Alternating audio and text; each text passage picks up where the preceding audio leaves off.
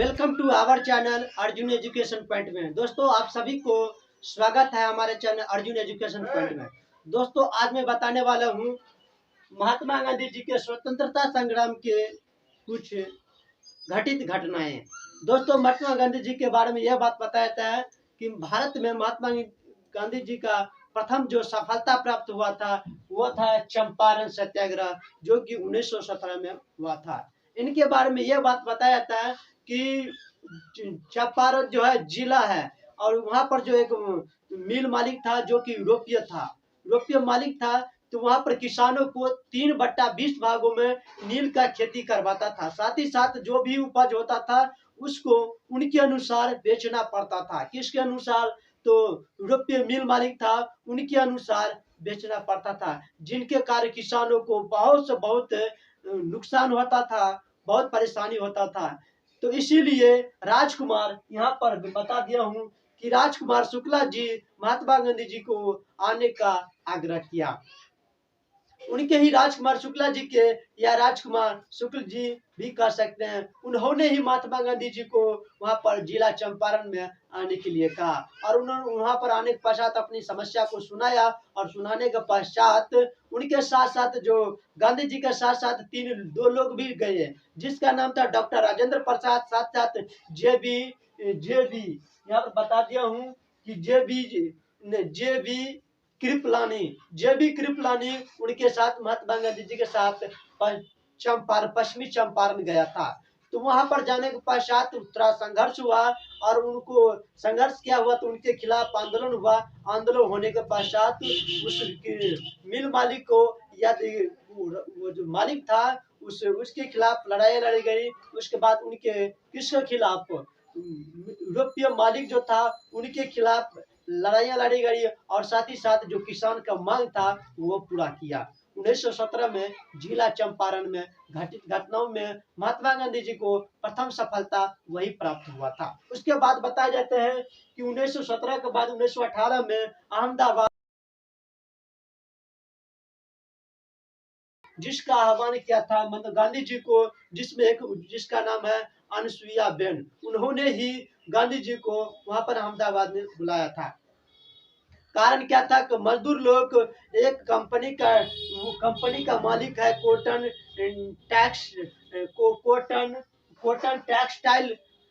Textile जो वहाँ पर कंपनी है, वहाँ पर मजदूर लोग काम करते थे, जो कि वहाँ पर अनुसुईया बेन भी काम करती थी। तो वहाँ पर बढ़ा नहीं रहे थे, उनको जो आमदनी था, पैसा जो था, बोनस बढ़ा नहीं रहे थे, जिनके कारण अनुसुईया बेन ने गांधी जी को आह्वान किया, बुलाया। आगमन के होने के बाद गांधी जी का होने के पश्चात 35% उनको मजदूरों को बोनस दिलाया गांधी जी ने।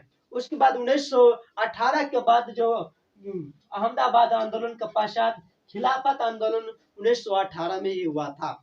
दोस्तों खिलाफत आंदोलन के बारे में यह बात बताया जाता है कि जब 1918 में जो प्रथम विश्व युद्ध हो रहा था, तो उस समय ब्रिटेन जर्मनी भी हार गया था, साथ ही साथ तुर्की भी हार गए थे। तो तुर्की के साथ और ब्रिटेन के साथ सवर्ग संधि हुआ था। सवर्ग संधि होने के पश्चात तुर्की का सारा अधिकार छीन लिया गया था, वहां उनके पास कोई अधिकार नहीं था, जिनके कारण सभी भारतीय मुसलमान आक्रोशित हो गया। कारण यह था कि तुर्की के सुल्तान को पूरे भारत के मुसलमान खलीफा मानते थे, अर्थात वह भगवान मानते थे, उनको भगवान मानते थे। इसलिए उनका राज लौटाने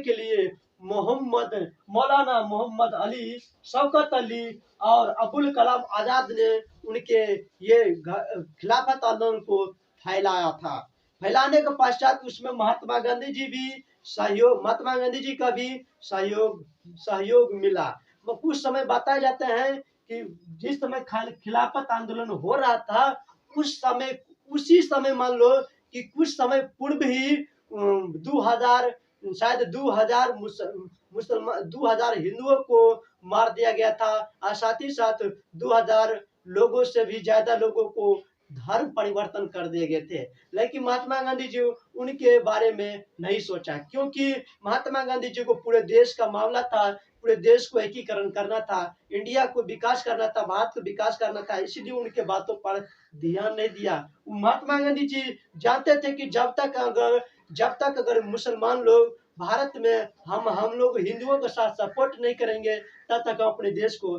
विकास नहीं कर सकते हैं। छोटी छोटी घटना ये होते रहते हैं, क्योंकि हमें बड़ा सा काम करना है, देश को आजाद कराना है।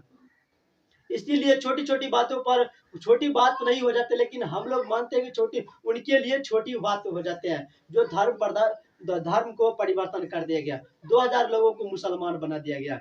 फिर भी फिर भी गांधी जी खिलाफत आंदोलन में सहयोग दिया, और सहयोग देने के पश्चात आगे संघर्ष हुआ।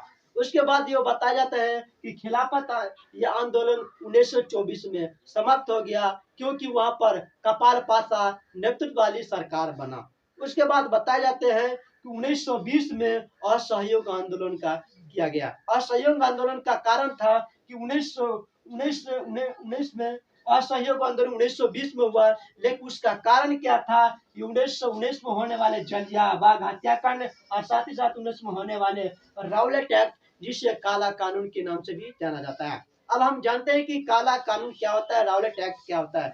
दोस्तों, राउलेट एक्ट के बारे में यह बात बताया जाता है कि ये एक ऐसा कानून है जो सिर्फ लोगों को देखकर संदेह करके उसको फंसाया जा सकता है, उस पर मुकदमा दायर कर सकते हैं, मुकदमा चलाकर उसको फांसी तक की भी सजा हो सकते हैं, या उनको सजा किसी भी प्रकार की सजा हो सकते हैं। इसीलिए इसे काला कानून कह सकते हैं, क्योंकि लोगों को सिर्फ संदेह के द्वारा ही उसको गिरफ्तार किया जाता था, जिनके कारण महात्मा गांधी जी ने 1920 में असहयोग आंदोलन चलाया था। साथ ही साथ दूसरा कारण था 1919 में जलियांवाला बाग हत्याकांड। दोस्तों, सभी लोग आप जानते हैं कि जलियांवाला बाग हत्याकांड अमृतसर में एक सभा बुलाया गया था। उस समय बैसाखी मेले का पर्व था, और पंजाब में खूब धूमधाम से पर्व मनाया जा रहे थे। उसी समय अमृतसर में एक बाग है जिसका नाम है जलियांवाला बाग।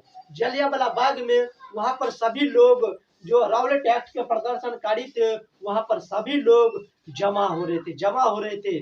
जब तक स्थल सभा में लोग आ रहे थे, तब तक ब्रिटिश सरकार के कोई भी आदमी उसको कुछ नहीं किया, क्योंकि जानते थे कि हमें क्या करना है।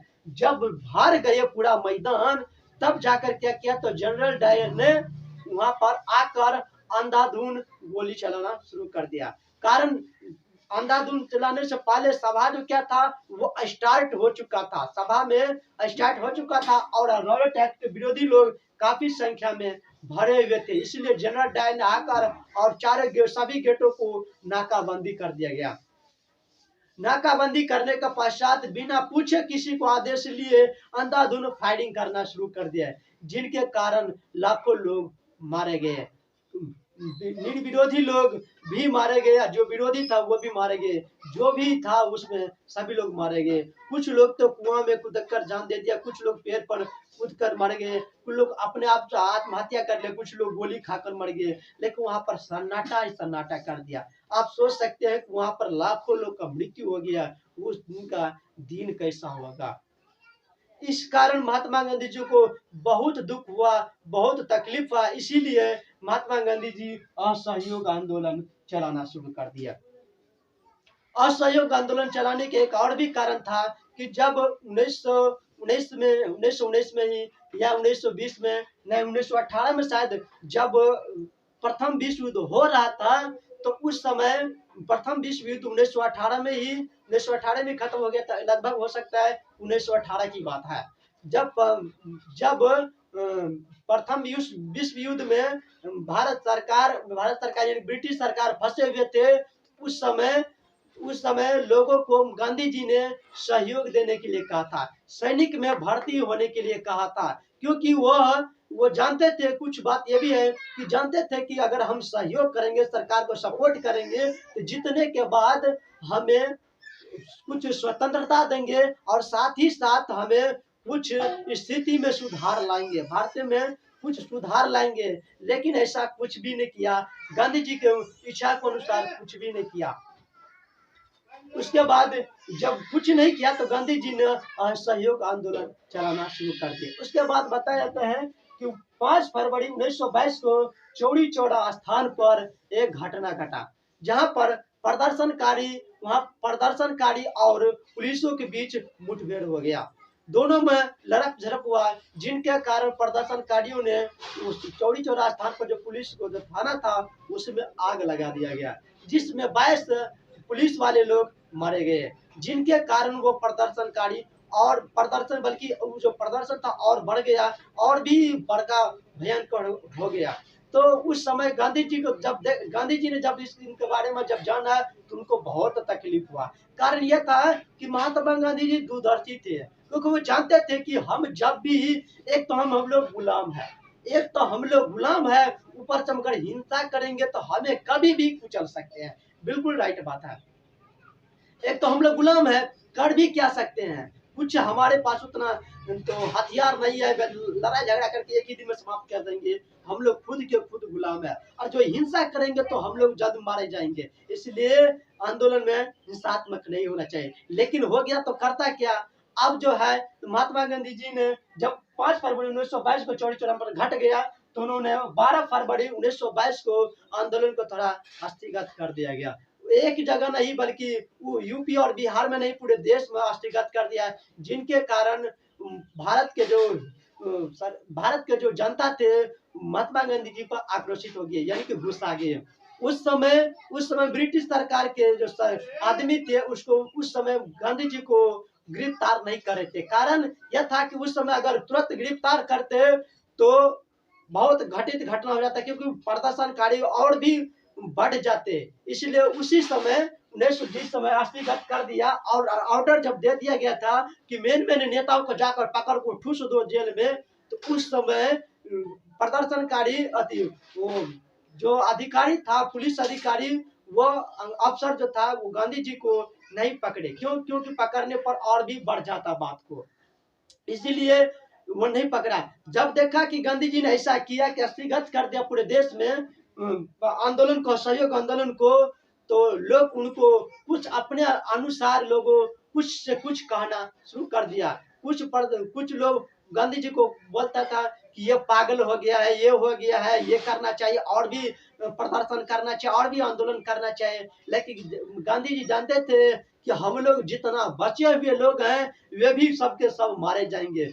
इन लोगों का अगर बात हम करें तो हम भी मारे जाएंगे। इसीलिए जो भी कुछ नेता बचा हुआ है उनको भी जान बचा कर रखना है। अगर हम लोग मरे जाएंगे तो क्या हुआ, गरम दल मरेगा तो गरम दल के हाथ में जाएगा, गरम दल करेगा तो क्या हुआ, गरम वाले लोग हमेशा घर में बात सोचते हैं, इसीलिए वो नरम की तरह सोचना शुरू कर दिया। इसीलिए अपने आप को क्या किया तो हवाले कर दिया। तब उन्होंने जब देखा कि गांधी जी के विरोध सभी लोग खड़ा हो रहे हैं, पब्लिक लोग, तब जाकर गांधी जी को अरेस्ट कर लिया, और भी अरेस्ट हो गया। अरेस्ट होने के बाद गांधी जी जब जेल में गया तो उनको सजा मिला 6 साल के लिए। 6 साल के लिए सजा मिला। लेकिन 6 साल करता क्या, गांधी जी तो बूढ़े थे, चल भी जब लटवा जाते थे तो बस गया, राधे राधे, वो कुछ नहीं कर सकते हैं। अपने आप को उसको उठाने के लिए भी 4 आदमी जाते हैं, गांधी जी हाँ उठिए, तो क्या हुआ। तो उस समय स्थिति बन गया था। गांधी जी जानते थे कि अगर हम इस प्रकार के जब स्थिति में रहेंगे तो और भी राधे राधे। तब उन्होंने क्या किया, तो अपने जो स्वास्थ्य को जो उनको बीमार पड़ गए, थोड़ा कमजोर हो गया, बीमार पड़ने के पश्चात क्या हुआ, वो लटवा गए और अपने शरीर को बस राधे राधे समझो कि आप जाने वाले हैं। लोगों ने सोचा, ब्रिटिश सरकार ने सोचा कि ये यार तो कोई कभी इसको कोई मारा नहीं, और मारा भी है तो इस प्रकार के प्रदर्शन नहीं हुआ, अगर मर जाएगा तो और भी प्रदर्शन हो जाएगा। इसलिए क्या किया, 2 साल के बाद ही छोड़ दिया। उसके 22 मार्च वहां पर जो 22 मार्च को गिरफ्तार किया था, 10 मार्च को गिरफ्तार किया था 1922 में। उसके बाद 1924 में ही छोड़ दिया, और जब छोड़ दिया जेल से बाहर हो गया तो टुनटुना गए गांधी जी, चकाचक हो गए। और तब जाकर क्या किया, तो फिर आंदोलन के बारे में सोचना शुरू किया। दोस्तों आज के लिए इतना ही वीडियो है, फिर मिलेंगे अगले वीडियो में। यदि मेरा वीडियो अच्छा लगा होगा तो प्लीज चैनल को सब्सक्राइब कर दिया, साथ साथ बेल बटन को दबा दीजिए, क्योंकि मैं अब इतिहास से लेकर हमेशा वीडियो बनाता रहता हूँ। मिलते हैं अगले वीडियो में, तब क्या, जय हिंद, जय भारत, वंदे मातरम।